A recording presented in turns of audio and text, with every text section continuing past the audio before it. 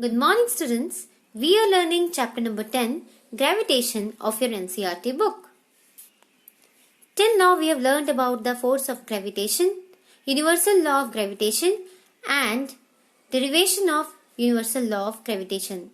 Today, we will learn about the free fall, difference between small g and capital G, equations of motion of a freely falling body, and try to solve some related numericals. Let us try to understand free fall. Students, at the beginning of the chapter, I have asked you a question. And the question was, when you release a ball, it falls down and reaches the ground. So why does the ball falls down? I think now you know the answer. The ball falls down under the force of gravity. That is, it experiences a force of attraction. That is attraction or pull of Earth, and this force or this pull is the force of gravity. So, whenever an object is falling down under the force of gravity and no force is acting on it other than the force of gravity, the motion of the object is said to be free fall. Let me define free fall. An object is in free fall if the only force acting on it is gravity. So, if the body is moving down or it is falling down and only one force is acting on it, that is the force of gravity, and no other external force is acting on it, then this motion of the object or this falling of the object is said to be free fall.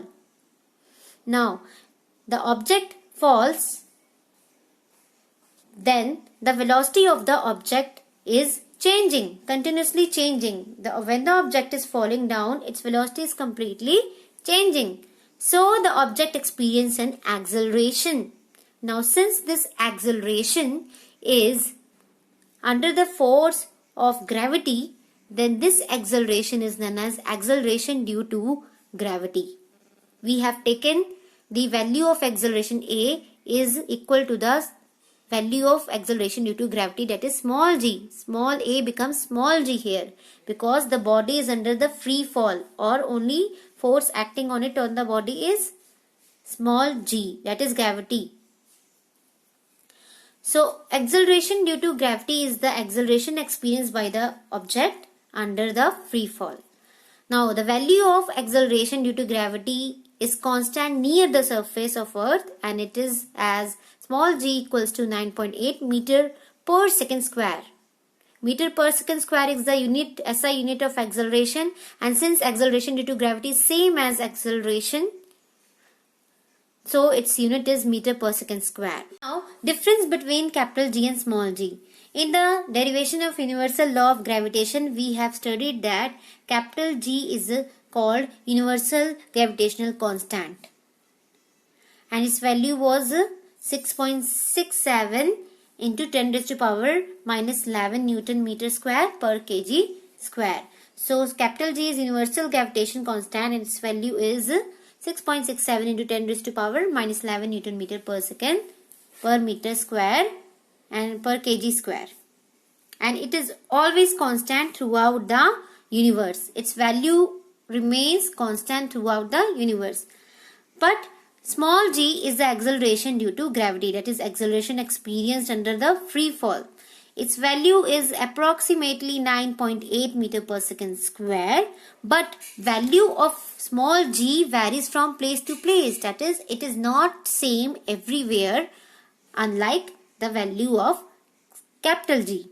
It varies from place to place. Next, for example, on the moon, the value of small g is 1/6 thus that of the surface of Earth. At the center of Earth, the value of small g is 0. So, it is not constant. It changes every place on a planet. Now, equations of motion for a freely falling object. Now, here you can see the general equation of motion. That is, when an object is moving in a straight line, its equation of motion were these three. that is v equals to u plus at, s equals to ut plus half at square, and v square equals to u square plus 2as. Now when the body is under the free fall, thus value of small g becomes, small a becomes the value of small g. So everywhere in this equation of motions, the a becomes g when we are writing the equation of motion for freely falling body. That is v equals to u plus gt instead of at, h equals to ut plus half gt square, that is a is replaced here, and last v square equals to u square plus 2gh. Now 2gh, here it was 2as. The a become small g, and s, since it is falling under some height, the distance covered is equal to the height, s is equal to the h. So s becomes h, a becomes g, small g, and s becomes h. These equations we will use to solve the numericals. Now let us solve a numerical.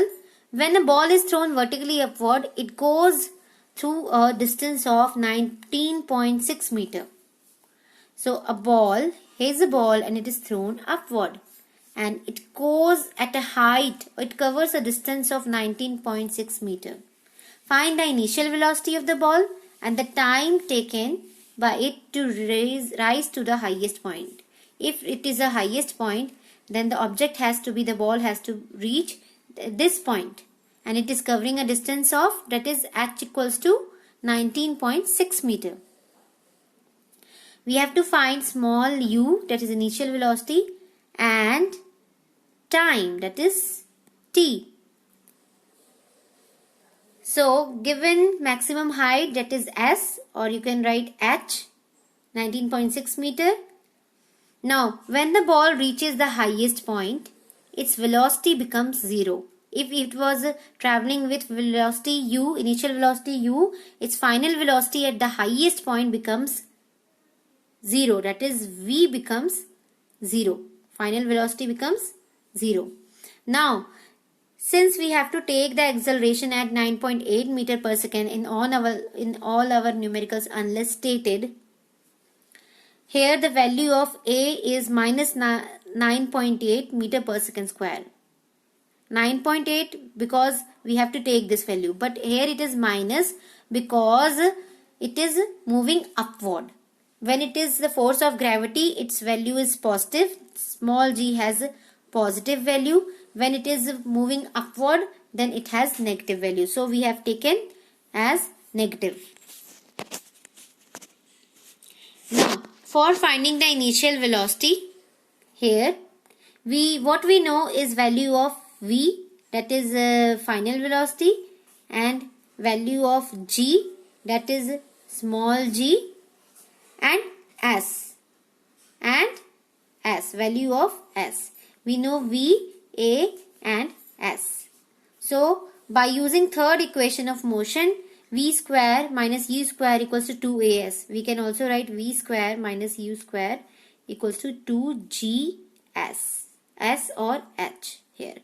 So v, putting the value of v as 0, and u has no value because we have to find u. We have to put the value of a or g as minus 9.8, the value of s or h as 19.6 because it is given. Then we will find u square 19.6 square, and then the square will go this side and it will go under root u equals to 19.6. Since square will cut by the under root, and the value we will get is 19.6 meter per second initial velocity. Now we have to find t. We also have to find t. So we will use first equation of motion, v equals to u plus at or v equals to u plus gt. We will write here u plus gt. So we will put all the values and we will get the value of t as 2 seconds. Hope you understood the numerical. Now for your home assignment, you have to solve example number 10.2 and 10.3 given at page number 136 of your NCERT book, and this you have to do on your notebook. Also, you have to solve the given worksheet questions which is related to the topic which we have discussed. For better understanding of the topic, you can read page number 134 to 136 of your NCERT book. Next day, we will learn about the mass and weight, and we will find the relationship between small g and capital G. Till then, take care and thank you.